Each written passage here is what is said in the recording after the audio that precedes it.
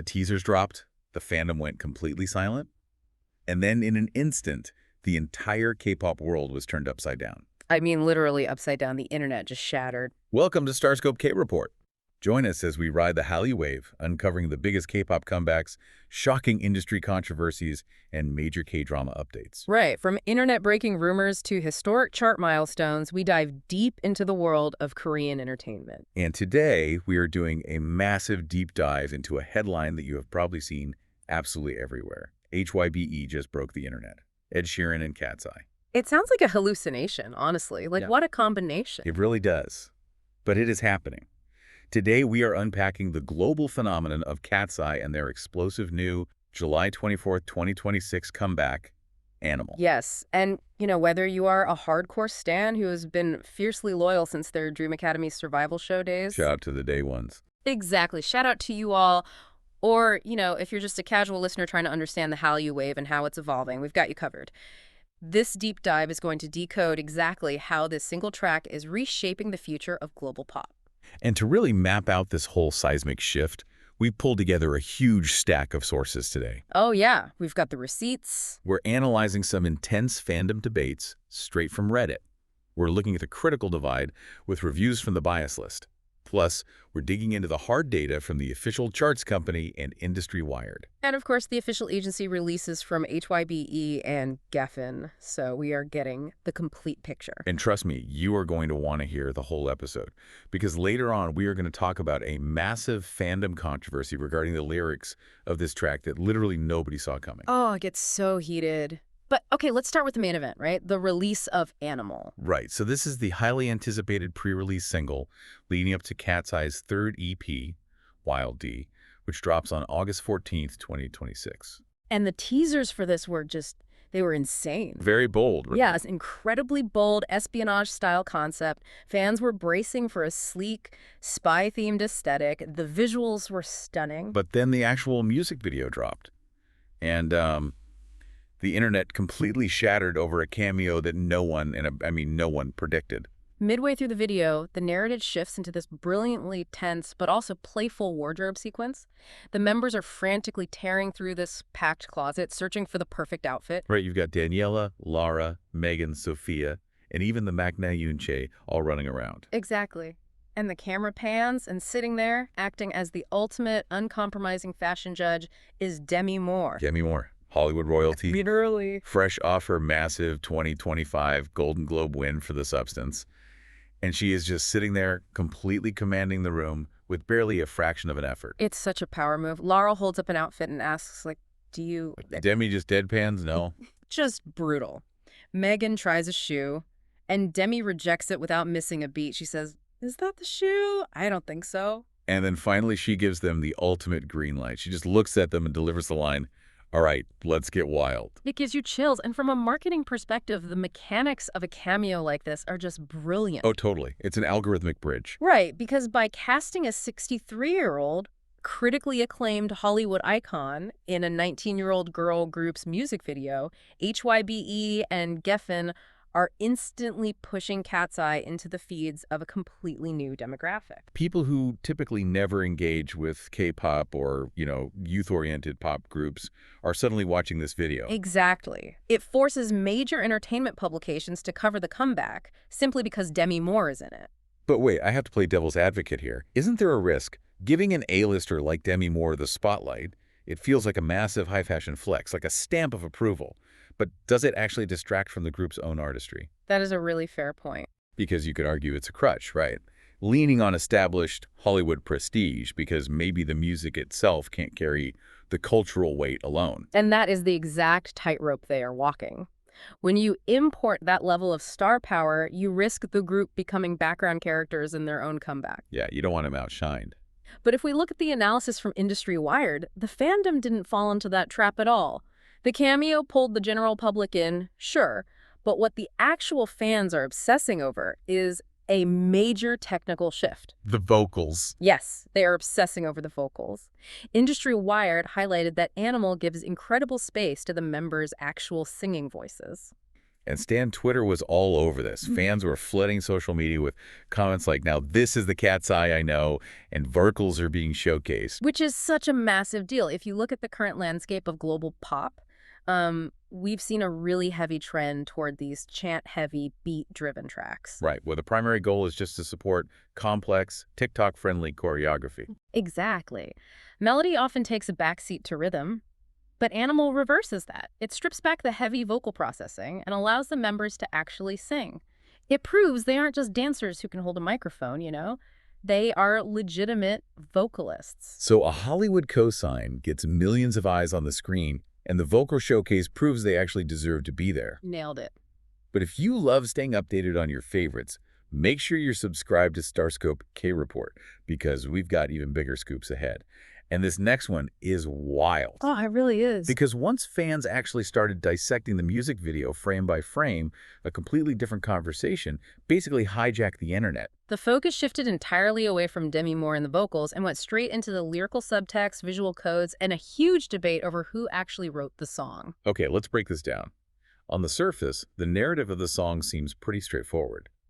If we look at the analysis from the subreddit raw/lyric interpretations, users frame the track as a psychological study on the thrill of exclusivity. Right, it's about that raw attraction. The pre-chorus lyrics lay it out clearly. It says, "Nobody knows you're out of control, but I see a side behind closed doors." It explores the pride of being like the only person allowed to see someone's unfiltered raw self. And in that context, Demi Moore's line, "All right, let's get wild," it acts as a narrative trigger. It gives the characters permission to drop their public facades. Exactly. But that's just the surface read. If you jump over to r/Katseye, the fandom is decoding a highly specific, hidden language. Yeah, international fans and K-nets alike noticed heavy WLW women-loving women coding woven throughout the track and the music video. We are talking about visual cues that are deeply embedded in mainstream queer culture. And the precision of these cues is what sparked the internet explosion. Fans pointed to specific lyrics mentioning 3 painted fingernails and wardrobe choices like the crop top and baggy jeans combination. But the visual that truly sent the fandom into overdrive was a direct cinematic homage.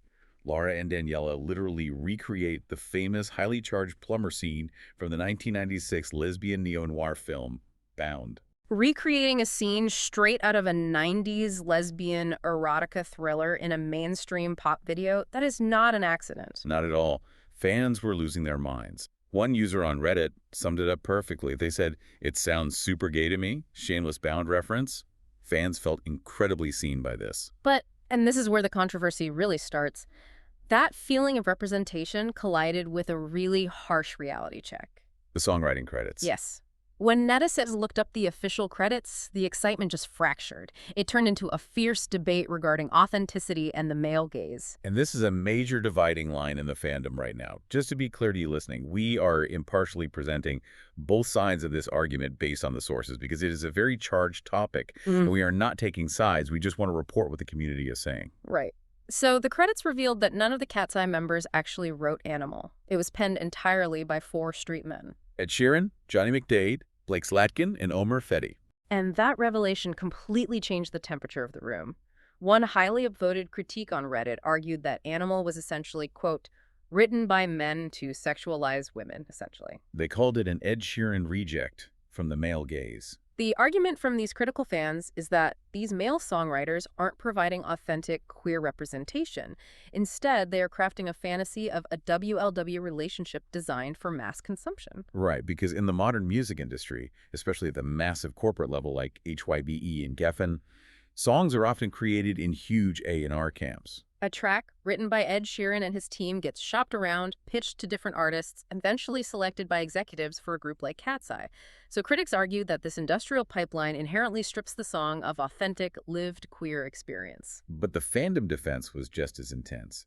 Fans fired back, pointing out that 2 of the members in Katseye are openly queer. Exactly. And furthermore, they are 19-year-old women. The counter-argument is that they have every right to sing about sexual attraction without being accused of self-objectification. As one user so brilliantly articulated, objectification requires reducing someone to a body while disregarding their agency.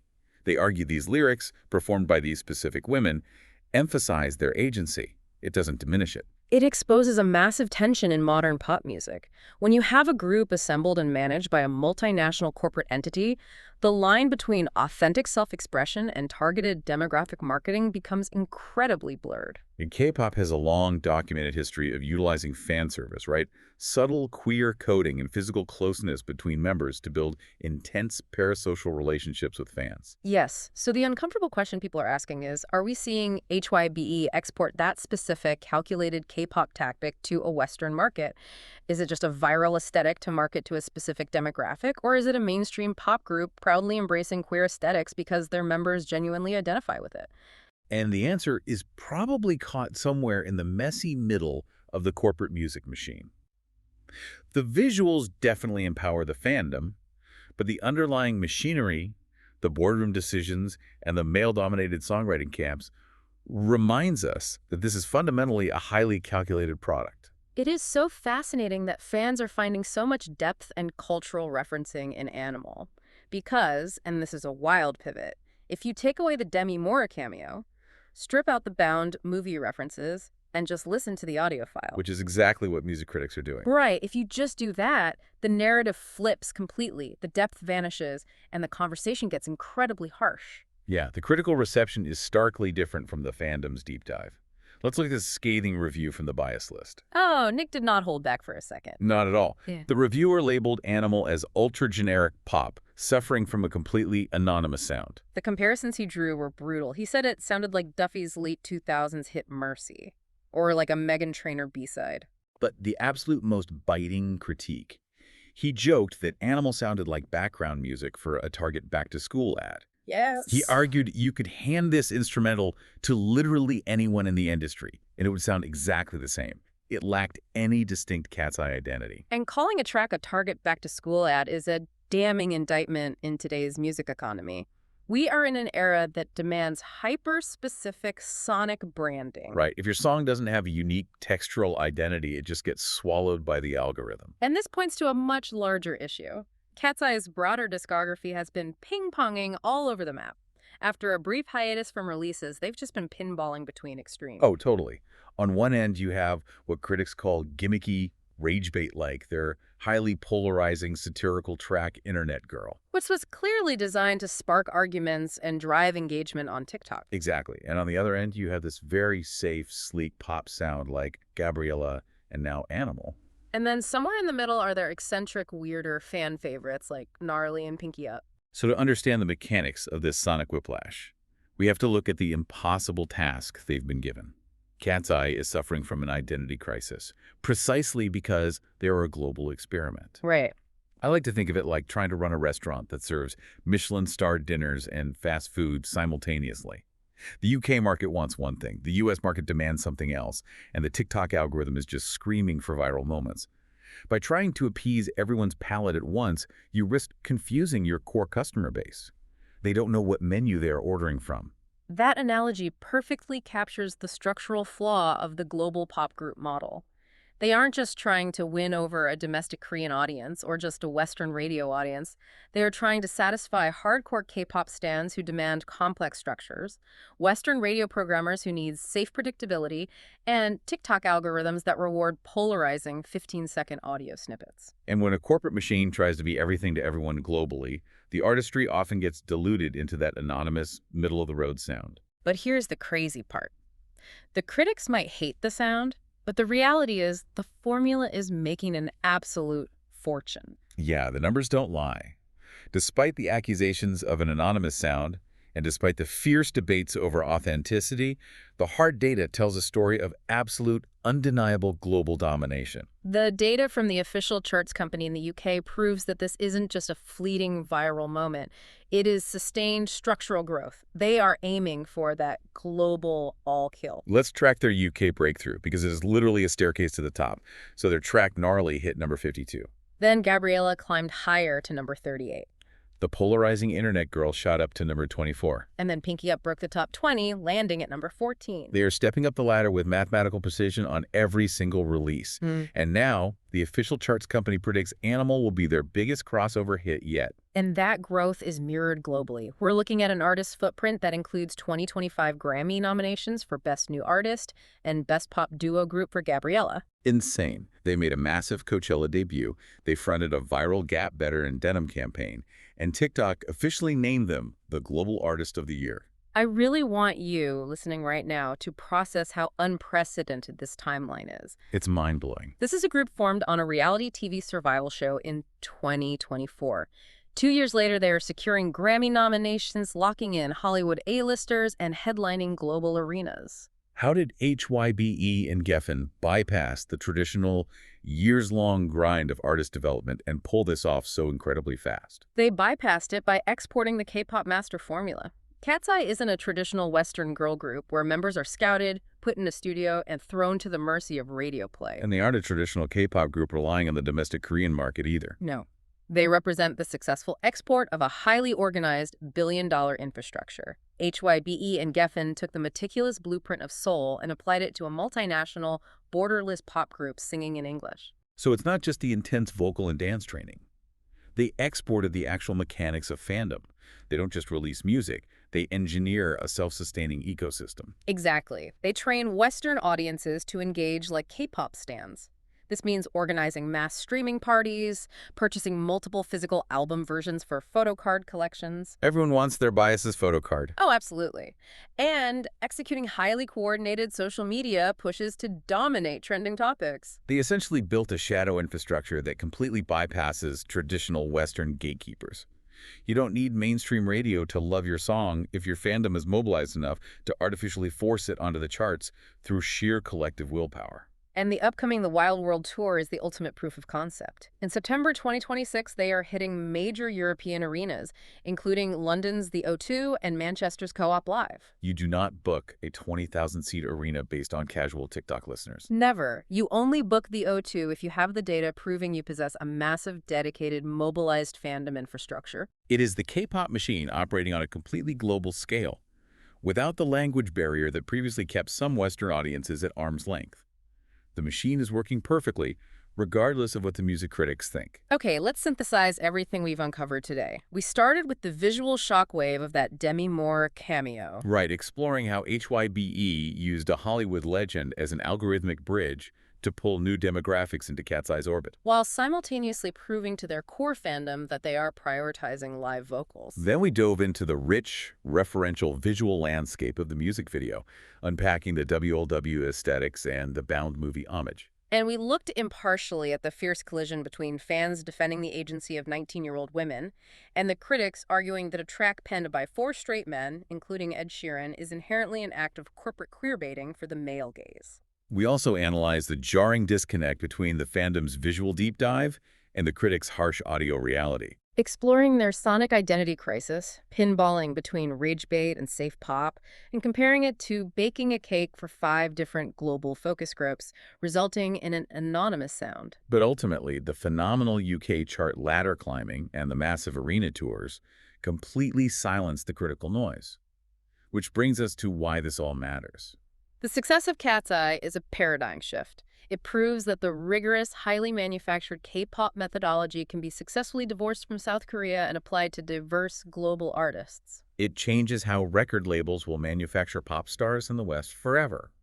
And that leaves us with a final, slightly chilling thought for you to mull over. Yeah, think about this. If this hyper-engineered, data-driven, multinational formula continues to dominate charts, secure Grammy nominations, and sell out arenas at this breakneck speed, will the organic garage band style of artist discovery eventually become entirely extinct in mainstream pop? It forces us to ask if the future of music belongs to the artists or to the architects who build them. Hit that subscribe button so you never miss a KT update.